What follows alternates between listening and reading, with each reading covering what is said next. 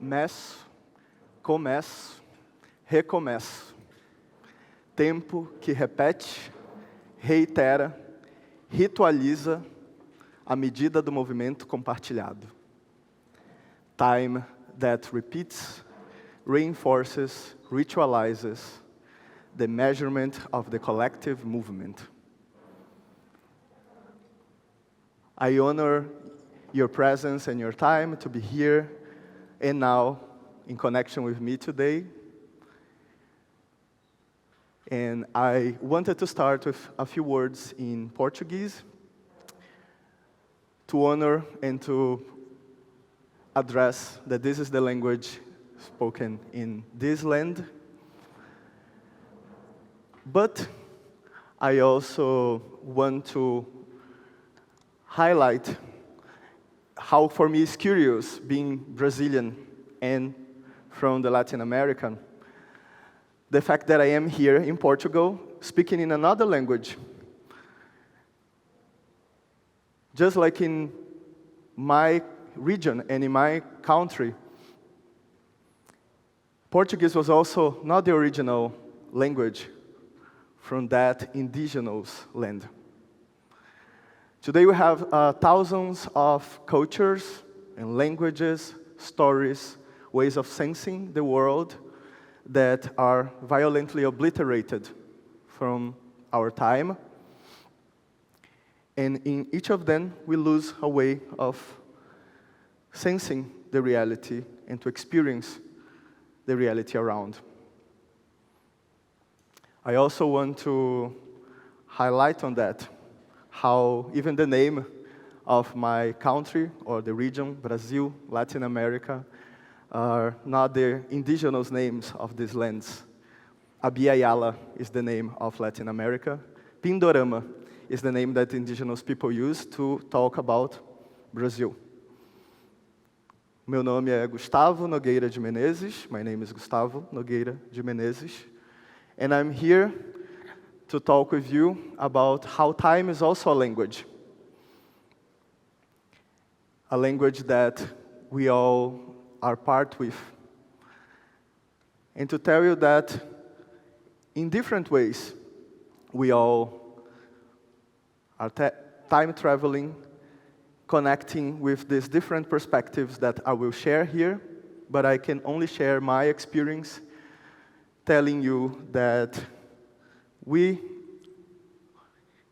have here a group that some people are not from here, I am not from here, but I'm also from here. We can say that we are in some way bridges between times, events, songs, being these world bridges in between different realities that we are gonna talk together, and being time travelers. I've been doing a lot of different things in the field of temporality research. I research people's relationship with time, how different cultures perceive time, how they experience it, and what can we learn in connection with them. But I am also many other things other than what I do. I stand here being Brazilian, Latin American, as I said. I am white, mixed from a culture that holds together my ancestors from that stolen land, but also my ancestors from the enslaved queens, kings, and also the colonizers, and also the people that moved together to that region and founded a new way of being. I also want to honor all of them, the ones that I know, the names, the stories, the ones that I was able to find, and also the ones that I was not able to find, but they are also here with me. And they are also part of who I am right now. I am all of them. I am addressing this connection also to say that I am the result of all of these different timelines and cultures that come from different places of the world to Brazil. And I am, because of it, also a survivor. Because I am a queer man from a country that kills, from one of the countries that kill most the LGBTQ people today. And it is important to address also this as a violence that we have in our times. As a result of all of these different times that are together in the present, I am standing here also representing the work that I do, but also all of these experiences that helps us to sense different ways of understanding our connection with time. So I sense the time through these different experiments, and I invite people to research, to study, I teach, I invite people to dance with time, I invite people to celebrate our relationship with time. And in all of these different perspectives, I also want to honor the fact that until now I only presented myself through the human perspective. It is important to remember also our connection with nature, that we are only one branch of this tree of life. And when we look to this deep connection with Earth, we are just a second that just arrived. And each of us are just one way of sense our connection with the world, just like Monica said.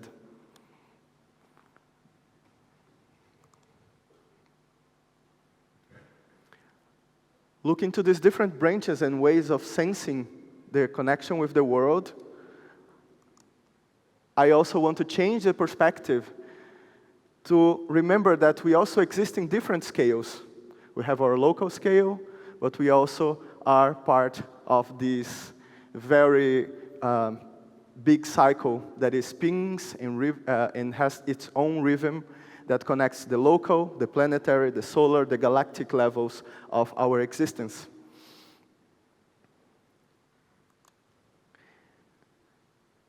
On Earth, when we experience our individual perspective with time, we are also learning other ways to express this collective temporality of our planet, the deep time, or geologic time that we were talking earlier here. Our galaxy itself has its own temporality, actually spinning around and swirling, telling us that the spirals are a quite common shape in the universe. There is a project called Long Now that decided to add a zero in front of the years, of the counting of the years, to recognize the fact that we are going to be here for a while. But then there are projects such as the Kurzgesagt Human Era Calendar that decided to, instead of it, add a 1 to remember us that we were here for a while already. This counting is not starting.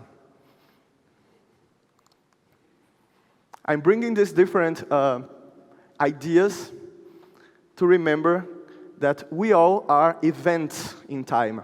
We all exist in relation to time. Everything that exists in relation to time, and we are temporal. Everything is temporal. But I will restart with the word that I said first in Portuguese, recomeço.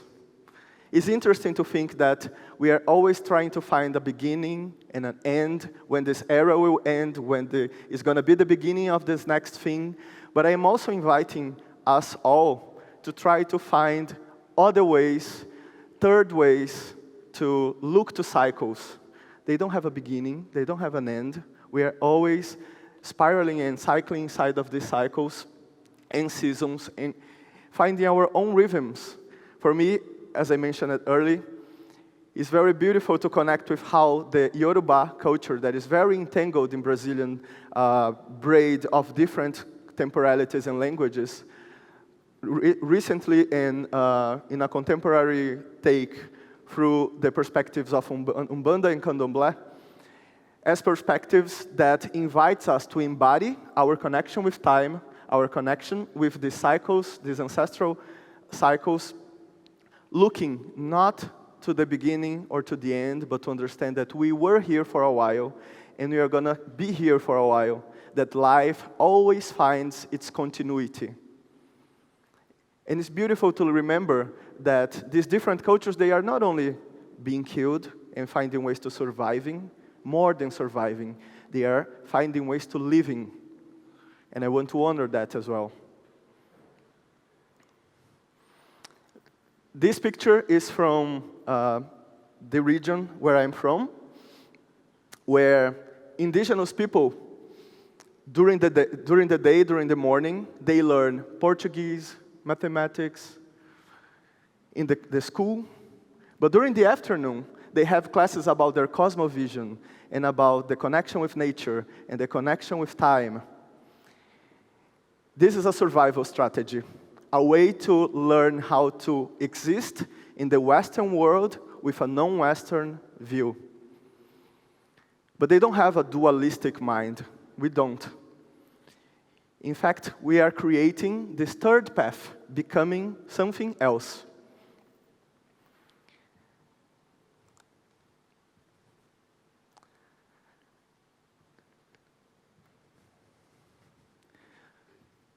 O tempo que tange o movimento, Oiá. Oiá, Yansan, mother. The time that measures the movement. This is a chant from the Yoruba culture in this expression of the candomblé in Brazil, mapped in a song from Serena Assunção, that is a researcher and singer, telling what I just explained about our relationship with time, but in a song. It's interesting that St. Augustine said that we know what time is, but in the moment that we try to define and grasp with our hands, it just escapes, it vanishes. So I want also to honor the bravery and courage of Octavia Butler to hold it and define it as everything that we touch, we change it. Everything that changes, that we change, changes us. Everything that exists is change. God is change. So we understand that time, yes, it is the measure of change, but this is not an idea that came only from Greek philosophers. We all have our seasons and cycles. Some of us are very connected with the cycles of the moons, and in every of these 13 cycles, we are living a new moment, a new experience. We also have some of us that wake up every Monday feeling that it's the same day again and again and again, inside of the 12 months of the Gregorian calendar that came from the Roman Empire and then through the church, through the Catholic Church. A lot of us, more than you can think, they live in different cycles, not only one of them. I pretty much connect in my projects with the 13 moon cycles, but I also need to live in the Gregorian perspective, even questioning what I'm bringing to you here. By the way, the illustrations are mine. Origins and horizons. What did we forget about our origins? How can we remember it? What did we forget about our horizons, where we were going? How can we remember it? I love these words because different than to think about past and future, origins and horizons, they don't have a direction. Maybe your origins are still ahead, in a place that you're still going to find. Maybe the horizons that you are searching for, they are in a place that you already lived. You need to come back there to grab and find it. In my work, I invite people to reconnect and remember their origins and horizons for different ways, because I believe that it's important, just as to connect with our relationship with time, to use time as a language to rethink our relationship with the world. Then I developed a lot of methodologies around the perspective of this non-linear, non-Western, cyclical perspective of time that I will talk more to you. But all of them are about embrace the concept of pluriversality. It was amazing that Nyangala brought here with Escobar earlier the idea of the pluriversal concept that we are discussing today. For me, it's not about to say that one culture or one perspective has the right answer. There's no right or wrong, but what can we learn when we look to these different perspectives from, yes, the Anglo-Saxon myths and the stories of the Greek, Roman, but also the perspectives of the East that brings ancient knowledge for us, and all the different and diverse and colorful and rich perspectives from African people, and all the indigenous stories that can together find this rainbow or this connection in between different colors and perspectives and rhythms, just like a song that is made out of many different notes. I researched these different perspectives, I sensed these different perspectives that look time not as linear, but as cyclical, spiral, toroidal, that we are going to talk here and experience here. I hope so. So this is a torus, is this concept, mathematical concept that comes from physics, that invites us to think about our cosmos and our reality, not in a plane, not chateau flat, but in these different dimensions. And for me, it's a curious story, because I started my connection with time also in some way because of physics. I had a very good, like a grade school teacher that was teaching about the connection with space-time in modern physics, and I said, yes, this is what I'm going to study, and this is what I'm going to do. I decided to enter in the University of Physics, which I also abandoned because I didn't feel it. Someday, I will come back to this course, but then I found a different path, a different way. My background is in social sciences, design, and technology. I've been working for 20 years in these fields, but in the last 10, half of it, I've been researching people's relationship with time in different cultures. It is a quite abstract topic, as you can imagine, but I try to find ways to connect with people to talk about it.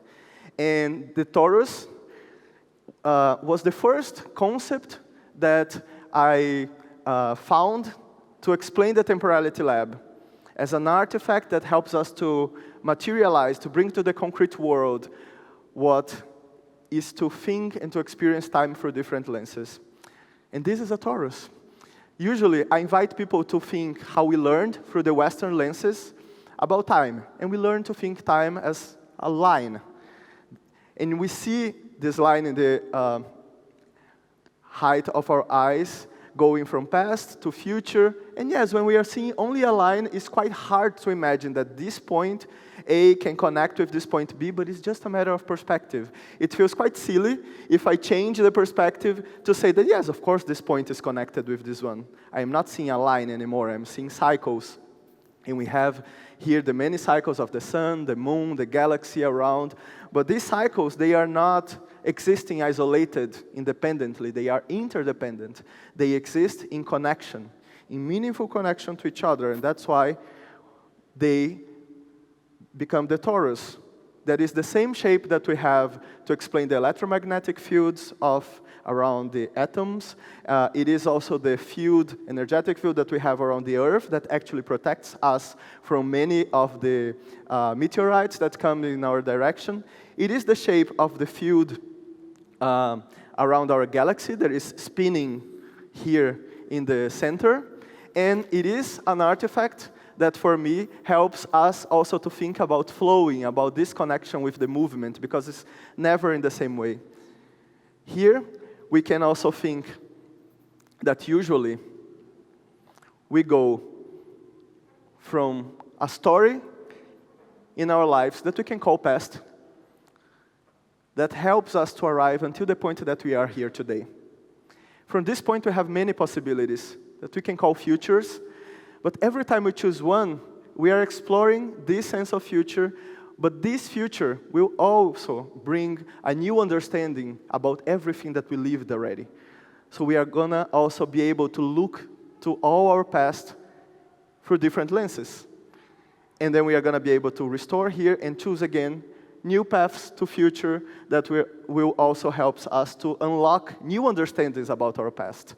So we are just living what some cultures call the Ouroboros, that serpent biting its own tail, but it's not flat.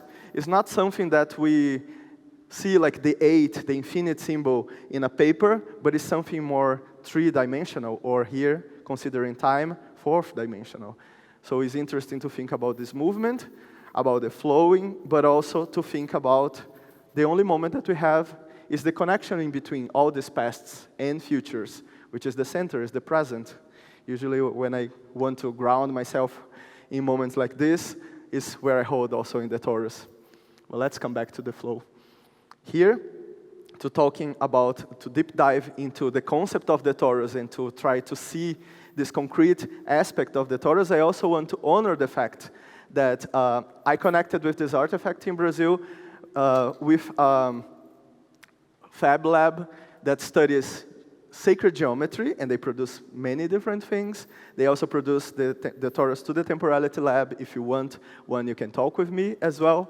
But I learned many other things regarding this connection with flow and time with Lala de Rezelin, that is here, that is this mother and wizard of these perspectives of creative economy. Just like with Oswaldo Oliveira, also a specialist in creative economy that lived in Brazil, that it was also very important to my understanding that yes, we can bring new perspectives, creative perspectives to this field that we are here right now. Into this field of now, it is interesting as well to think that we learn to think about the now as a flat concept. That if we also put like magnifying lenses to look to this moment of the present, inside of it, if we could be like an ant, we would see many dimensions inside of this specific moment. Just like a donut or a torus, we would be able to, through this moment, explore and connect with many others.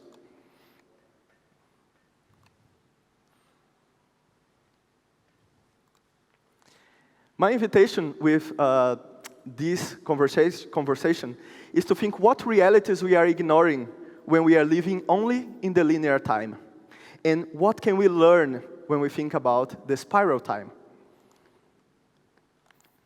Someone wanted that.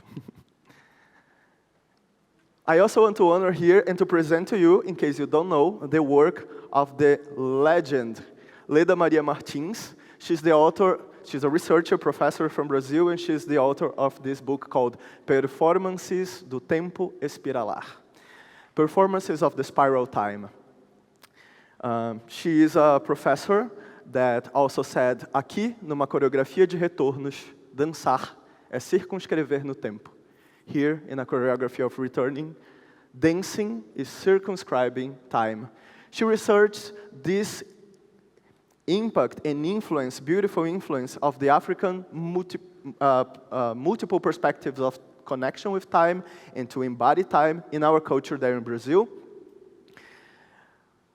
Translating also the work of many scholars that never had arrived in Portuguese, so she is a very important name on this context, and she was also the name that influenced the work of the last Bienal in São Paulo that was also called Choreographies of the Impossible. Just to give one example, as a different perspective of time, without using only words such as past and future, we have from the work of John Mbiti, that studied the religions and philosophies of African cultures in a book published in the 1970s.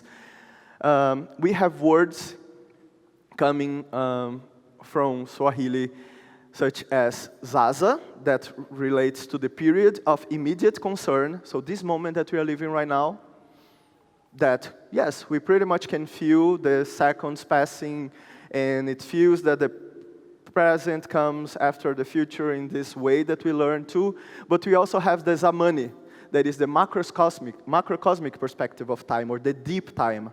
This place that is not like a library or a memory in the past, but it is this big concept of time that is here already around of us right now that we can connect. We just need to change the frequency.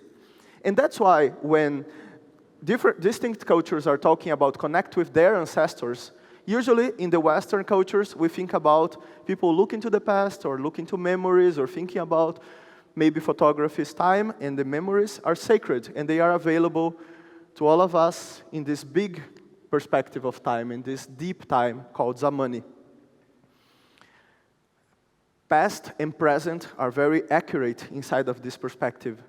And the future is just being built through these actions of understanding our past, actualizing when it's necessary, but also understanding the moments that we need to stand and find their next movement that will not be about repeating anymore.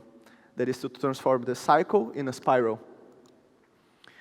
So we that learned to think about past, present, and future only, I'm inviting you to think about time. I'm not a futurist. I study people's relationship with time. I'm a temporality researcher. So I would prefer to use the term temporalists. That is the moment that we start to connect with all the variation, the gradient of these different perspectives of time. So for example, to bring another explanation of these different languages is to think about the temporality of our sun.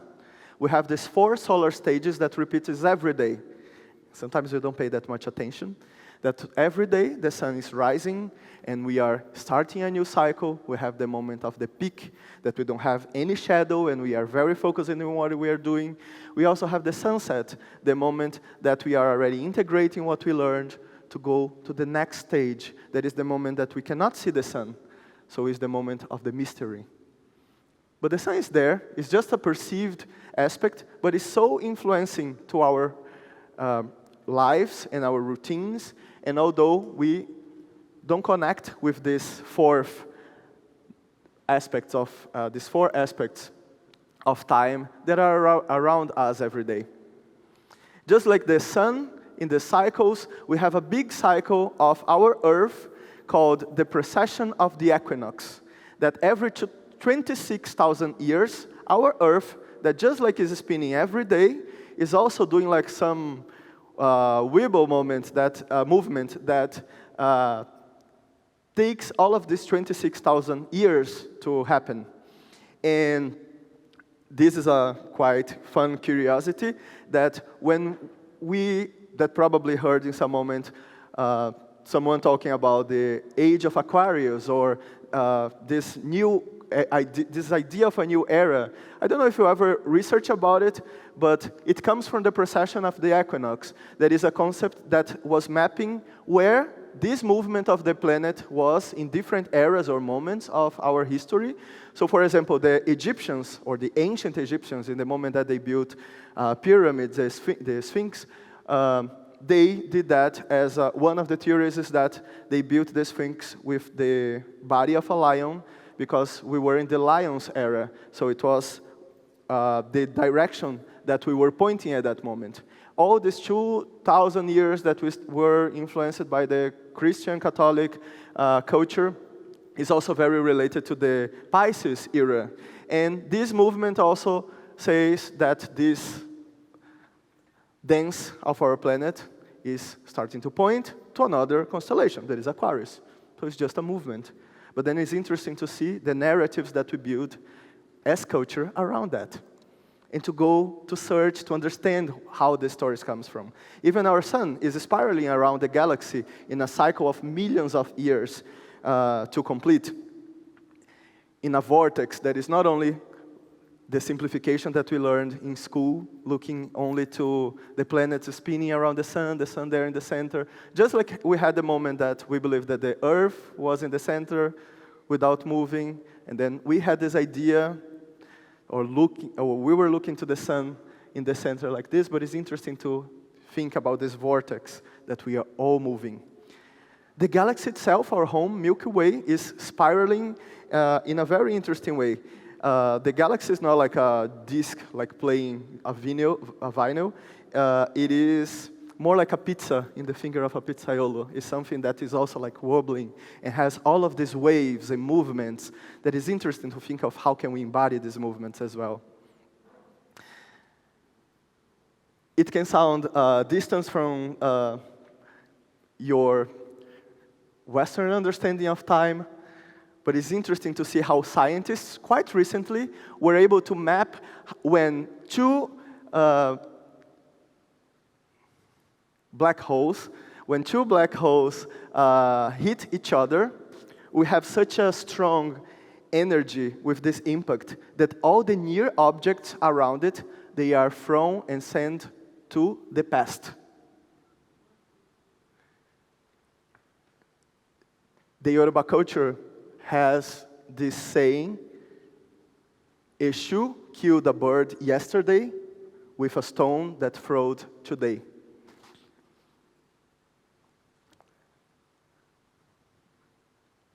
Our different cultures, they knew things already. We are just trying to use scientific language to say, by the way, this thing is what we all knew, but we were saying that this was not what we knew, or we were looking to other directions until we come back and say, oh, they were right from the beginning. It's interesting how when we look, for example, to indigenous perspectives of time, usually people go very far to try to explain very complex ways to come back and say, oh, by the way, what you were saying that I thought was a metaphor in the beginning was quite exactly how things behave. Sankofa is another term that I would like to bring to you here. That is an adinkra, is this symbol, this visual language, non-verbal language that helps us also to think about our relationship with past and future. Is this bird collecting a stone that was in their path. This translation of Sankofa, that actually is like not a single word, it's like Sankofa, it means go back and get it.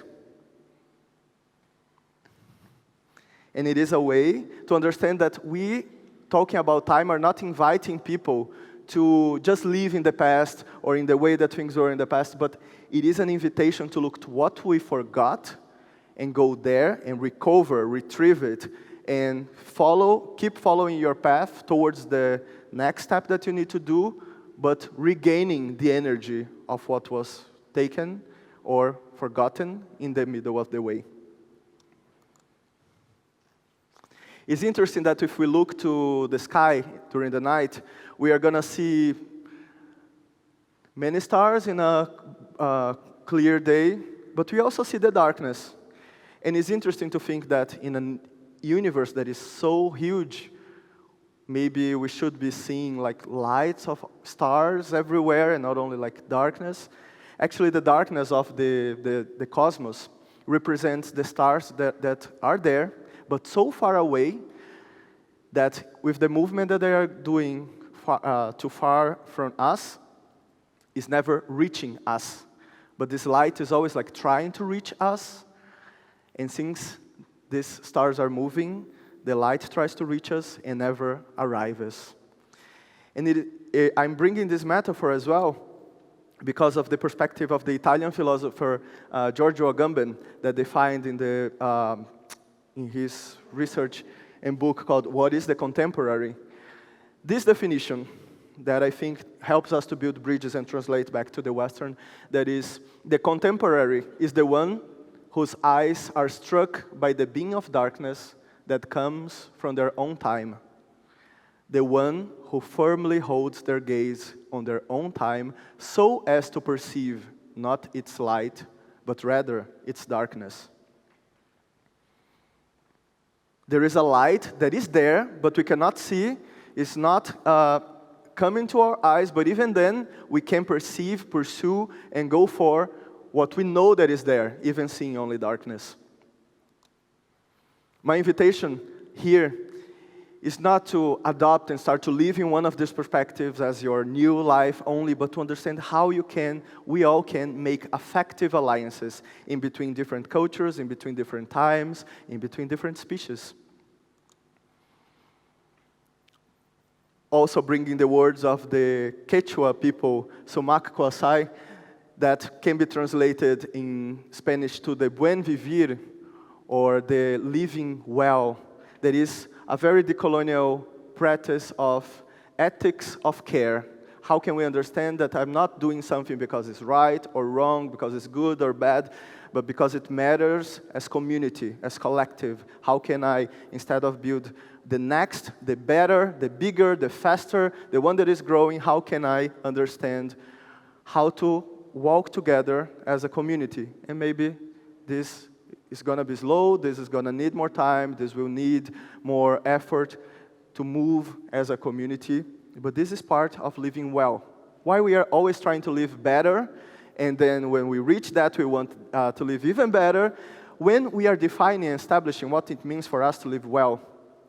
So I'm inviting you, just like the Himba people from the Namibia area that has a song for each person, and they sing this song from the moment they are born until the moment that they are die as their name and their story, the story that they come to live here. I'm inviting you to seek in this ancestral for the narratives that want to emerge again with other possibilities of existence.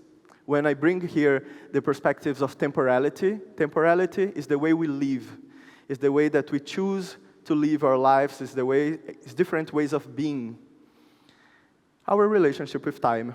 And that's why the idea of temporal empowerment that I'm bringing here is also about a consciousness shift.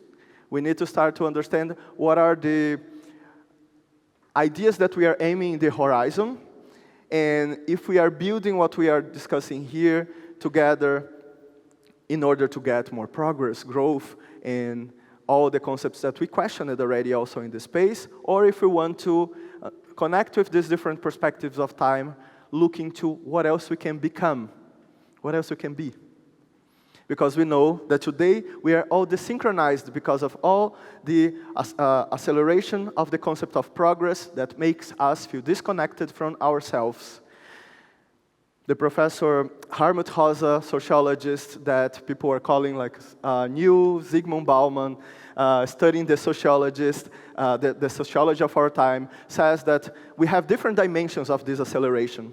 From the technological acceleration that brings a lot of social change and social acceleration and makes us feeling very pressured until the point that we start to believe that we need to change the pace of our lives. We believe that we need to live faster because everything else points to it. But this is a cycle that repeats, and we are spinning this wheel, being the hamster.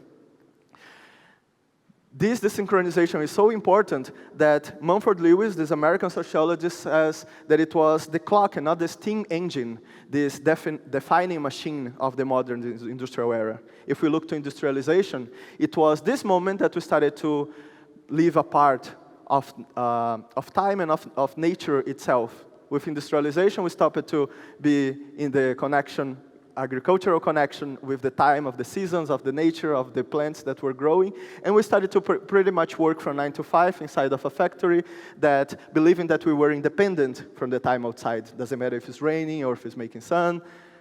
This is also the moment that most of the diseases of our time also started to happen.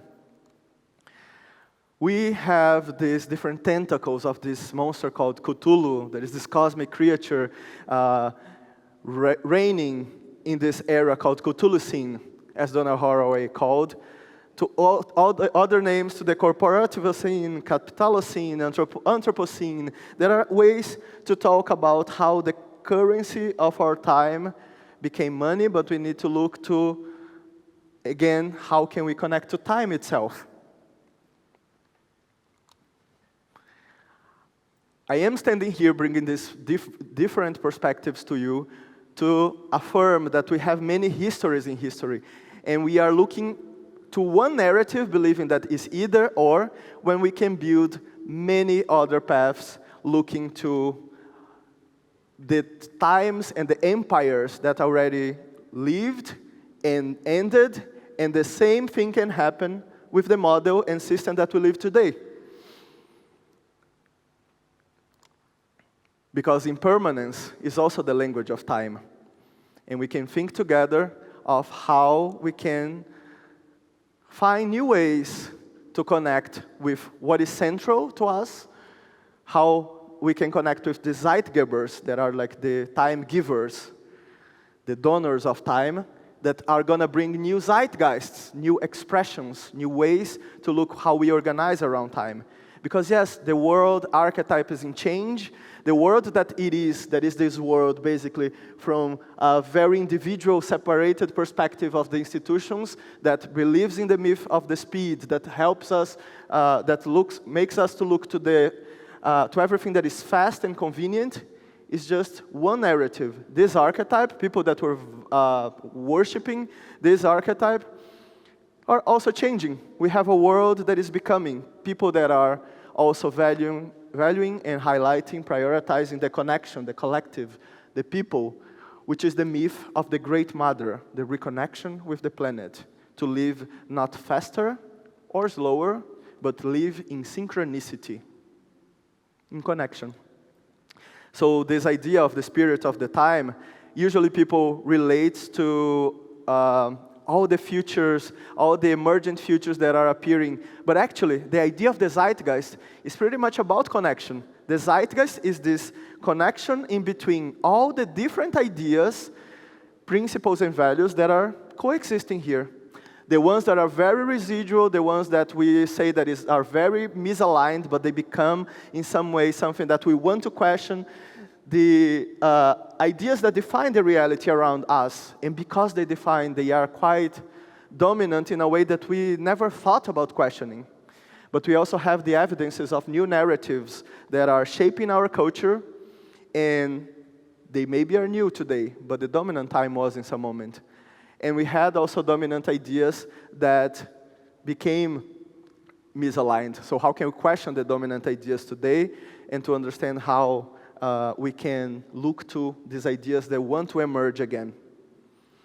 The Zeitgeist framework is not mine, but this one is this perspective of try to find different ways to connect with our understanding of time. The first one, the panoramic, is the cosmo-perception, is to understand what is this context where I am in, is the overview, the complete sight, the view of a whole. But I can see the whole and still be very shallow. So it is important also to see the profound, the deep view, how to deep dive where I can go without lose sight in the dark. How can I go as deep as I can to understand why things are as they are. And the perenniality is also the long view, is the understand of how what is here is also an expression of what was before, and is always finding these new ways of expressing itself. So it's the duration, the horizon, the long time that we can connect through the present. Quoting here the words from Adrienne Mary Brown from her book, Emergent Strategy. This is important because emergence is the way in which complex systems and patterns emerge from a multitude of relatively simple interactions. We can be just a bird flying around, but when we see all of the birds flying around together, they are also making these beautiful shapes and symphonies. And in case you didn't understand yet, the torus is also connected with our relationship with the world. I'm going to bring just one perspective with how the world is asking for us to circular economy. The world is asking for us to a circular time, to perspectives that understand how to respect the breathing of the forest, the breathing of the planet, to put humanity in a safe space without consume, less or more. The donut is a torus, by the way. So since nothing is more powerful than an idea whose time has come, I invite you all to embrace this spiral perspective of time, the cyclical aspect of time. And I want to close in the same way that I started, with some words in Portuguese. Orar, memorar, rememorar, comemorar. Orar is when we are vibrating something locally. Can be preach, can be pray, can be putting in words these thoughts and ideas. Memorar is when we are bringing something from the spirit as a memory that wants to actualize itself, to come to the reality again. Rememorar is when we are remembering. Remembering is when we are bringing back or being the ones representing the perspective of the ancestors that want to invite us to be again. And comemorar is commemorate or celebrate. That is when together we decide to make a sanctuary, to be making this beautiful way to look to our relationship with time as something that is connecting everyone that came before and everyone that are gonna come after this. So in the final words of the Nigerian post-activist Bayo Akomolafe, I want to make my twist here to invite we all to make time our sanctuary. Thank you.